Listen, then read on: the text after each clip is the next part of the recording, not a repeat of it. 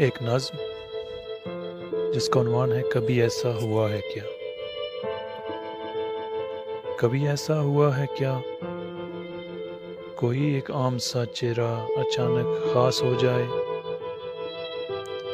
कभी ऐसा हुआ है क्या कि अनजानी सी राहें भी हमें मंजिल पे ले जाएं। कभी ऐसा हुआ है क्या, कभी ऐसा हुआ है क्या, ख्याली सी कोई सूरत हकीकी रूप धारे हो।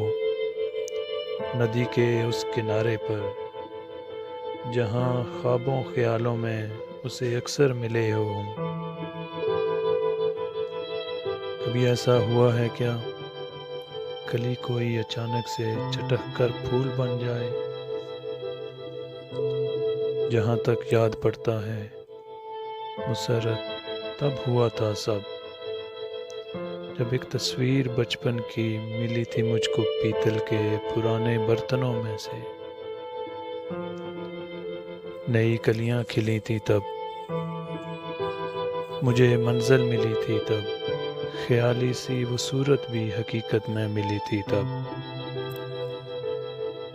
तभी से आम सा चेहरा मुसर्रत खास लगता है। कभी जो दूर था मुझसे अभी वो पास लगता है।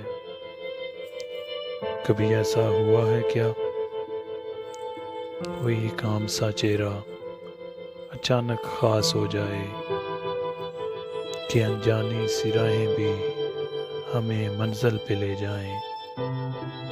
कभी ऐसा हुआ है क्या, कभी ऐसा हुआ है क्या। बहुत शुक्रिया।